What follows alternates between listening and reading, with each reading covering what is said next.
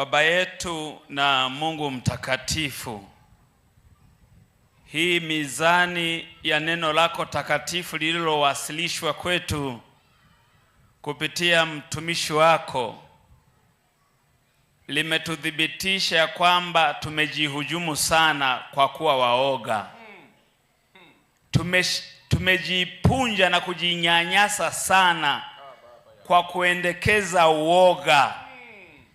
Tumejiadhibu, tumejisurubu kwa kuchagua kubakia kuwa waoga. Baba, uoga tunaulani katika kambi hili. Uoga nalo ni pando usilolipanda linalopaswa ling'olewe kwenye kambi hili. Baba, Yehoshafati alipoenda kupambana vita, alikuwa na makomando, alikuwa na mayakuza, alikuwa na maninja, ila alishinda woga.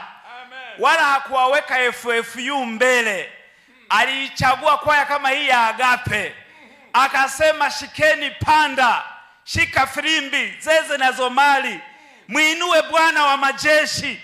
Eti kwa kelele za kwaya kumuinua Bwana, maadui wakamalizana wao kwa wao.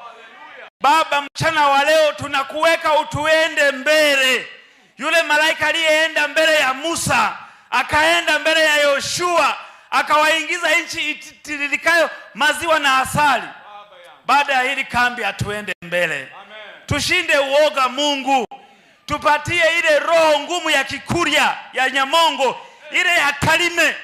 Mpaka bibi anahudhuria baraza la kanisa akiwa na panga, ili aone kama mwenyekiti ataongea utoporo, atambe naye. Tupatie moyo wa ujasiri wa huyu mama wa Kinyantuzu ambaye alinyofoa macho ya mamba. Baba, mamba zimekabili tukaziogopa. Tumeogopa kufungua biashara kubwa kwa sababu kuna mamba ndogo ndogo hapa mjini. Mtu alikuwa anauza sato, sasa hizi anauza uduvi. Baba, inua maisha yetu upya. Gari lililokuwa limezama matopeni, Kristo alikokote tena. Tunaenda viwango vingine. Uoga umetupeleka babaya mpaka mtu anaogopa kununua nguo ya harusi, nguo ya makambi. Mama unaitwa mama wa kijivu wa dera moja kama ng'ombe.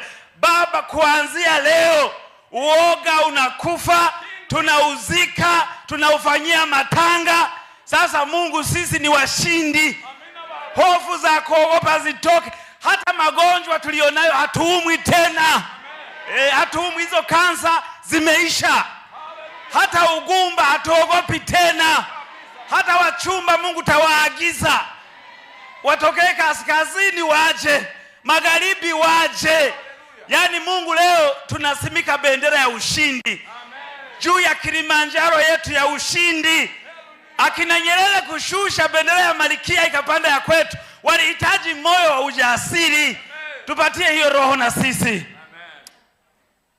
Baba, nipatie, mzee amenitabia niende nihubiri Somalia. Hata kama nitamezwa na samaki nikohoe pale Mogadishu. Mungu, nitapikwe tu. Uniumbe nikiwa tumboni, wale alishababu nile nao sahani moja kwa jina la Bwana. Na kila mmoja anayetamani hata kwenda kuhubiri M23 Kongo, aende tu, maana roho ya Bwana itamwenda mbele. Baba, asante. Huu ni ushindi mkubwa. Yani leo tumepata alama 3 mezani muhimu. Kristo ametupatia. Kwa jina la Yesu naomba, amen.